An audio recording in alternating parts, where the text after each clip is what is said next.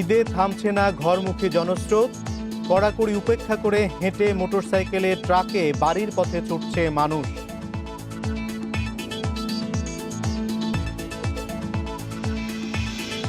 Corona ঝুঁকির মধ্যেই জমজমাট ঈদের কেনাকাটা, শপিং মল মার্কেটে উপচে পড়া ভিড়, স্বাস্থ্যবিধি উপেক্ষিত।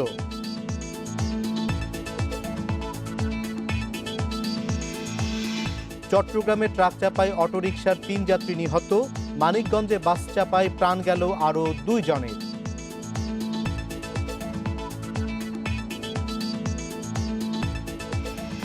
স্বাগত সমগ্র বাংলাদেশে, শুনছিলেন শিরোনাম, এবার জানাবো পুরো খবর। বিজিবি মোতায়েন, মহাসড়কে পুলিশের তল্লাশির পরও থেমে নেই ঘরমুখী মানুষের যাত্রা। সিএনজি, অটোরিকশায় বা প্রাইভেট কারে কিংবা পায়ে হেঁটে যে যেভাবে পারছেন ছুটছেন পদ্মার শিমুলিয়া এবং পাটুরিয়া ফেরিঘাটে। ঘাট এলাকা ও ফেরিতে হাজারো মানুষের ভিড়ে চরমভাবে উপেক্ষিত স্বাস্থ্যবিধি।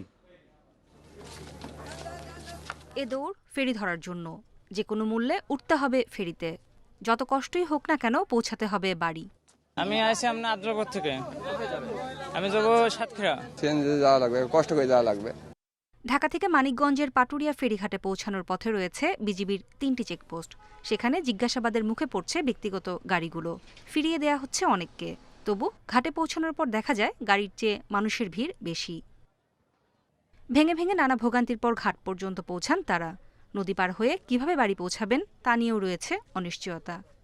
এখন পর্যন্ত এখানে আসছি, এই যে দেখতেছেন, তো আপনার দেখতেছেন লোকের অরণ্য, কিন্তু সাইরে দিলে কিন্তু এত ঝামেলা হয় না। নিজের বাড়িতে বা পরিবারের সাথে ঈদের জন্য যাওয়া লাগবে, তো ভেঙে হোক বা যেভাবেই হোক যাওয়া লাগবে। বাড়িতে শুধু ওয়াইফ আর একটা বাচ্চা, তাছাড়া কেউ নেই, না গেলেই নয়। একই অবস্থা দৌলতদিয়া ফেরিঘাটেও। দুপাশেই দেখা গেছে গাড়ির দীর্ঘ সারি। ১৬টির মধ্যে জরুরি সেবার জন্য ২টি ফেরি চালু থাকলেও মানুষের চাপে উঠতে পারেনি অনেক গাড়ি। তবে সকাল থেকেই সবচেয়ে বেশি যাত্রীর চাপ শিমুলিয়া ঘাটে। স্বাস্থ্যবিধি না মেনে গাদাগাদি করে ফেরিতে ওঠেন শত শত যাত্রী। অফিস আদালত সবই ছুটে গেছে, এখন আমাদের থাকার মতো কোনো জায়গা নাই। ঠিক আছে, মানুষ আছে, কাজ নাই, বাসারা দিতে পারতেছে না, খাইতে পারতেছে না, কারণে তো সবাই যার স্থানে যাইতে দরকার আর কি। শিমুলিয়া ঘাট থেকে ফেরি ছাড়াও যাত্রী বহন করছে ট্রলার। এতে সরকারি নির্দেশ অমান্য করায় ১৩ জনকে জরিমানা করেছে ঘাট কর্তৃপক্ষ। নূরে জান্নাত, ইন্ডিপেন্ডেন্ট নিউজ। দূরপাল্লার বাস বন্ধ থাকলেও বিকল্প যানবাহনে নানাভাবে বাড়ির পথে ছুটছে মানুষ। যাত্রীর চাপ বেড়েছে মহাসড়কে। দূরপাল্লার বাস বন্ধ থাকায় ভোগান্তিকে সঙ্গী করেই ছুটছেন গন্তব্যে। যানবাহনে গুনতে হচ্ছে দ্বিগুণ বা ৩ গুণ ভাড়া। করোনা সংক্রমণের ঝুঁকি আর ঘরে থাকার রাষ্ট্রীয় আহ্বান, কোনো কিছুই আমলে নিচ্ছে না এক শ্রেণীর মানুষ। দূরপাল্লার গণপরিবহন বন্ধ থাকায় মৃত্যু ঝুঁকি মাথায় নিয়ে ঈদ করতে বাড়ি ফিরছেন তারা। করোনার সংক্রমণের ঝুঁকি বা যানবাহনের কয়েক গুণ ভাড়া, কোনো কিছুই আটকাতে পারছে না তাদের। সকাল থেকেই ঢাকা টাঙ্গাইল আর ঢাকা সিরাজগঞ্জ মহাসড়কে দূরপাল্লার বাস না থাকলেও চলছে বিকল্প যানবাহন। সে সময় বঙ্গবন্ধু সেতুর দুপারেই সৃষ্টি হয় যানবাহনের দীর্ঘ সারি। তো আমি ৬ মাস যাবত আসছি, বাড়িতে কেউ নাই, মা একা, এই জন্য যেতে হচ্ছে। ভোর ৪টে থেকে ওখানে বসে আছি, গাড়ি নাই, আবার ট্রাকে আসলাম এখানে।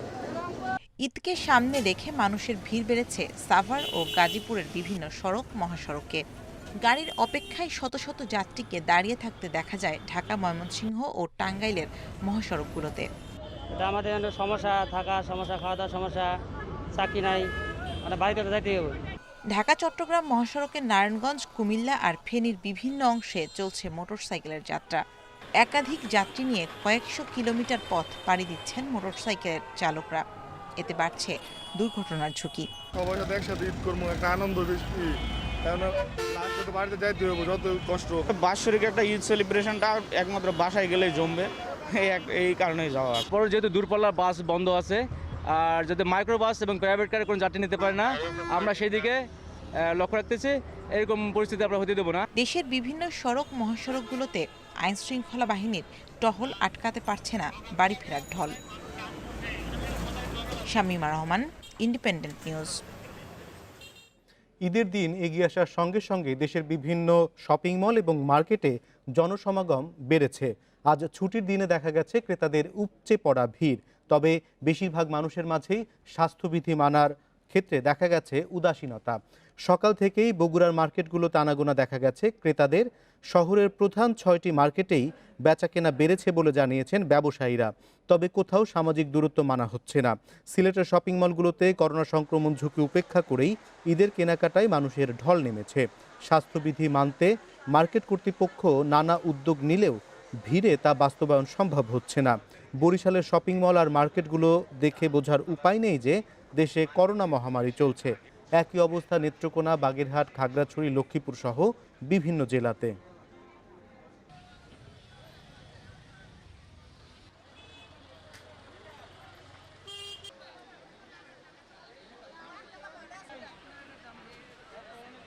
স্বাস্থ্যবিধি মেনে চলে ঈদের কেনাকাটায় সবাই উৎসাহ বোধ করছে এবং উৎসাহিত হয়ে কেনাকাটা করছে, কিন্তু এর মাঝেও ভিড়ের প্রকোপটা অনেক বেশি।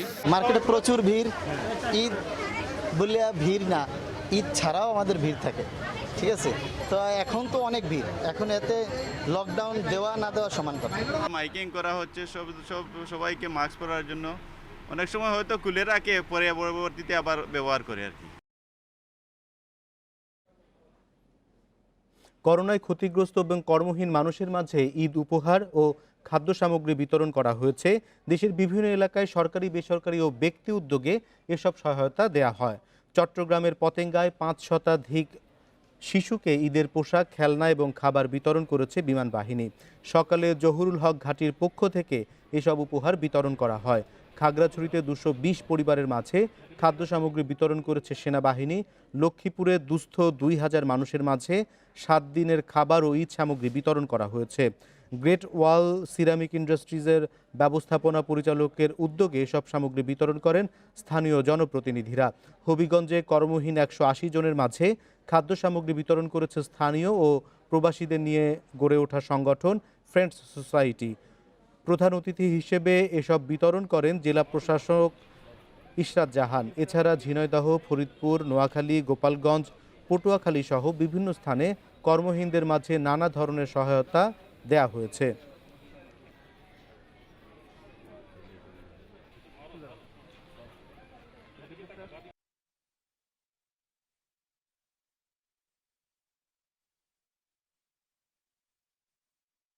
আশেপাশে যে এতিম শিশু এবং দুস্থ আছে তাদের মধ্যে ঈদের উপহার বিলি করেছি। আমাদের এখানে প্রায় 5 শতাধিক বাচ্চাদেরকে আমরা জোগাড় করতে পেরেছি এবং তাদের মাধ্যমে আমরা কিছু খাদ্য দ্রব্য, কিছু বাচ্চাদের জন্য কিছু খেলনা সামগ্রী এবং মেয়েদের জন্য সালোয়ার কামিজ এবং ছেলেদের জন্য পাঞ্জাবি, এই ধরনের খাদ্য সামগ্রী সহ আমরা ডিস্ট্রিবিউট করেছি। চট্টগ্রামের বাঁশখালীতে সিএনজি অটোরিকশার ট্রাক চাপায় সিএনজি অটোরিকশার 3 যাত্রী নিহত হয়েছেন, আহত হয়েছেন আরও 2 যাত্রী। দুপুরে উপজেলার দমদমার দিঘির পার এলাকায় এই দুর্ঘটনা ঘটে।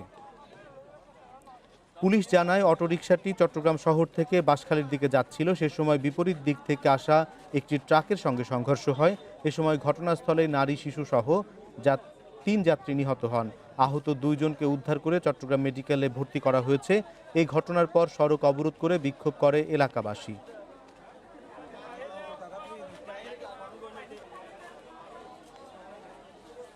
মানিকগঞ্জের ঢাকা রিচা মহাসড়কে মিনি বাস চাপায় 2 মোটরসাইকেল আরোহী নিহত হয়েছেন। সকাল 7টার দিকে ঘিওর উপজেলার পুকুরিয়া এলাকায় এই দুর্ঘটনা ঘটে। এ দুর্ঘটনার পর পালিয়ে গেছে বাস চালক। নিহতের নাম পরিচয় এখনও জানা যায়নি। শিবালয় সার্কেলের অতিরিক্ত পুলিশ সুপার তানিয়া রহমান জানান, নিহত ব্যক্তিরা ঈদ করতে ঢাকা থেকে মাগুরা যাচ্ছিলেন। সে সময় পাটুরিয়া থেকে ঢাকামুখী একটি মিনি বাস মোটরসাইকেলটিকে চাপা দেয়। এতে ঘটনাস্থলে নিহত হন মোটরসাইকেলের 2 আরোহী। পরে খবর পেয়ে ঘটনাস্থলে গিয়ে নিহতদের মরদেহ উদ্ধার করে বরঙ্গাইল হাইওয়ে থানায় নেওয়া হয়। এ বিষয়ে মামলা দায়েরের প্রস্তুতি চলছে বলে জানায় পুলিশ। সমগ্র বাংলাদেশের স্বাগত আরও একবার। ঈদের ছুটি বাড়ানোর দাবিতে গাজীপুরে পোশাক শ্রমিকদের সঙ্গে পুলিশের সংঘর্ষে অন্তত 20 জন আহত হয়েছে। এর মধ্যে 13 জনকে ঢাকা মেডিকেলে ভর্তি করা হয়েছে। দুপুরে টঙ্গীর মিলগেট এলাকায় এই ঘটনা ঘটে। পুলিশ জানায়, তৈরি পোশাকের একটি প্রতিষ্ঠানে ঈদ উপলক্ষে 6 দিনের ছুটি ঘোষণা করে কর্তৃপক্ষ। পরে 10 দিনের বর্ধিত ছুটির দাবি করে বিক্ষোভে নামে শ্রমিকরা। এ সময় তারা ঢাকা ময়মনসিংহ মহাসড়ক অবরোধ করে। খবর পেয়ে পুলিশ গিয়ে শ্রমিকদের সরিয়ে দিতে গেলে তাদের সঙ্গে ধাওয়া পাল্টা ধাওয়া শুরু হয়। এ সময় শ্রমিকরা পুলিশের ওপর ইট পাটকেল ছোড়ে। পরিস্থিতি নিয়ন্ত্রণে পুলিশ টিয়ার শেল ও রাবার বুলেট ছুড়ে তাদের ছত্রভঙ্গ করে দেয়। এতে 5 পুলিশ সহ 20 শ্রমিক আহত হয়েছে। পরে কারখানা কর্তৃপক্ষ শ্রমিকদের দাবি মেনে নিলে পরিস্থিতি শান্ত হয়।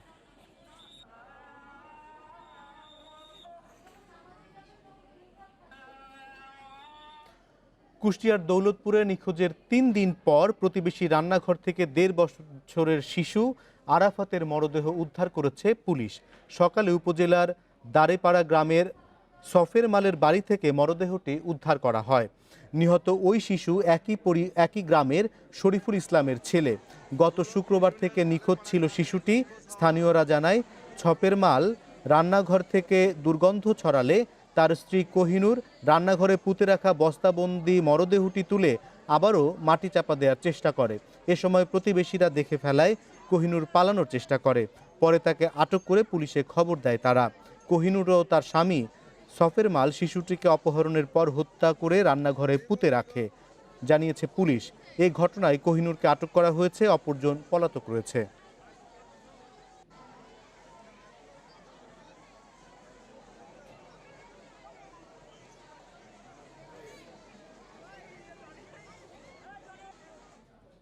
জাপান থেকে এসেছে মেট্রো রেলের দ্বিতীয় চালান। গতকাল বিকেলে মেট্রো রেলের 6টি কোচ নিয়ে একটি জাহাজ মোংলা বন্দরে পৌঁছায়। সেখান থেকে নৌপথে রাজধানীর উত্তরার দিয়াবাড়ি ঘাটে আনা হবে কোচগুলো। জাপানের কোবে বন্দর থেকে আসা এমভি ওশান গ্রেস রোববার দুপুরে মোংলা বন্দরের 7 নম্বর জেটিতে নোঙর করে। এই জাহাজে করে আনা হয়েছে মেট্রো রেলের 6টি কোচ সহ আনুষঙ্গিক যন্ত্রপাতি। বিকেলেই শুরু হয় খালাসের কাজ। কোচগুলো নামানোর কাজ শেষ হলে অন্য জাহাজে সেগুলো ঢাকায় আনা হবে। মেট্রো রেলের কোচগুলো তৈরি করেছে জাপানের কাওয়াসাকি মিৎসুবিশি কনসোর্টিয়াম কোম্পানি এবং আমদানিকারক প্রতিষ্ঠান Dhaka mass transit company limited. জাহাজ থেকে বগিগুলো খালাসের কাজে সহায়তা করছে বন্দর কর্তৃপক্ষ। সর্বসাকুল্যে 24টা জাহাজ আসবে, এটা মাত্র সেকেন্ড শিপ। আরও 22টা জাহাজ আসবে আগামী বছরের ভিতরে। মোংলা বন্দর আমাদের সম্পূর্ণ সহযোগিতা করছে জাহাজ বার্দিংয়ের ব্যাপারে, আনবার্দিংয়ের ব্যাপারে। এর আগে 31 মার্চ প্রথম দফায় আসে মেট্রো রেলের 2টি ইঞ্জিন ও 4টি কোচ। আগামী বছরের মধ্যে 24 দফায় মেট্রো রেলের আরও 144টি বগি দেশে আসবে। Independent news desk. করোনায় 1 বছর বন্ধ থাকার পর আবারও দেশের গণ্ডি পেরিয়ে ইউরোপে যাচ্ছে সাতক্ষীরার আম। বিদেশে আম পাঠাতে পেরে খুশি চাষিরা। 2 বছর আগের চেয়ে দ্বিগুণ আম এবার বিদেশের বাজারে যাচ্ছে। এ জেলায় আমের স্বাদ ও মান গুণগত হওয়ায় বাড়ছে রপ্তানি। মাটি ও আবহাওয়া অনুকূলে থাকায় অন্য জায়গার চেয়ে আগেই বাজারজাত করা হয় সাতক্ষীরার আম। স্বাদও বেশ ভালো। এসব কারণে 2014 সাল থেকে আম রপ্তানি হচ্ছে ইউরোপের ফ্রান্স, জার্মানি, ব্রিটেন, ইতালি ও পর্তুগালে। পোকায় ছিদ্রকারী আমগুলো নেব না, আমরা গ্রেড করে মনে করেন ছোট আমগুলো বাদ দিব, খাম্বা যেগুলো সেগুলো বাদ দিব, মানে আমরা গ্রেড করে এই ক্যারেট করছি। দেশ বিদেশে ব্যাপক চাহিদা থাকায় সাতক্ষীরায় দিন দিন বাড়ছে আম চাষ। গুণগত মান বজায় রাখতে তৎপর চাষিরাও। বিদেশে আম পাঠাতে পেরে বেশ আনন্দিত তারা, তবে আমের দাম নিয়ে সন্তুষ্ট নন। এনজিওরা আমাদের প্রশিক্ষণ দিয়ে আছে, কিন্তু এনজিওদের কথা অনুযায়ী আমরা এখন বিষমুক্ত আম তৈরি করেছি। আমাদের একটাই উদ্দেশ্য যেন শহরবাসী যেন সেফ ফুড খাইতে পারে। নিরাপদ আম বিদেশে পাঠাতে জেলা জুড়ে 500 চাষিকে প্রশিক্ষণ দেওয়া হয়েছে। কৃষকরা এখন নিরাপদ বিষমুক্ত আম উৎপাদন করতেছে এবং তারা কিভাবে বাগান পরিচর্যা করা লাগে, আম কিভাবে গ্রেডিং সেটিং করা লাগে, কিভাবে তারা আমটা দেশের বাইরে যাওয়ার জন্য উপযুক্ত করা লাগে। এবার 500 মেট্রিক টন আম রপ্তানির পরিকল্পনা রয়েছে বলে জানান কৃষি কর্মকর্তা। 14টা বায়ার কোম্পানি এই আমগুলো বিদেশ নেওয়ার ক্ষেত্রে তারা চেষ্টা করছে এবং সাতক্ষীরা জেলা থেকে এবছর 500 মেট্রিক টন আম নিয়ে যাওয়ার কথা। এখন পরিবেশ পরিস্থিতি যদি ভালো হয়, আশা করি আমরা এই ব্যাপারে সফলকাম হব। জেলায় এবছর 5000-এরও বেশি বাগানে আম চাষ হয়েছে। উৎপাদন লক্ষ্যমাত্রা ধরা হয়েছে 40,000 metric ton. Independent news desk. শেষ করব পূর্ব পশ্চিম, তবে তার আগে শিরোনামগুলো মনে করে দেব আরও একবার। ঈদে থামছে না ঘরমুখী জনস্রোত, করকরি উপেক্ষা করে মোটরসাইকেল, ট্রাক, বাসে ঘরমুখী মানুষের ঢল।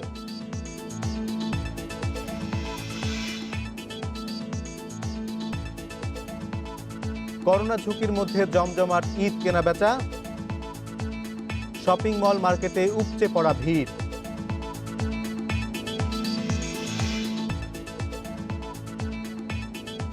চট্টগ্রামে বাস ট্রাক চাপায় অটোরিকশার 3 যাত্রী নিহত। মানিকগঞ্জে বাস চাপায় প্রাণ গেল আরো 2 জনের। এই ছিল সমগ্র বাংলাদেশ ইন্ডিপেন্ডেন্ট টেলিভিশনের সব খবর। বিস্তারিত জানতে চোখ রাখুন ফেসবুক, ইউটিউব এবং টুইটারে। সাথে থাকার জন্য ধন্যবাদ।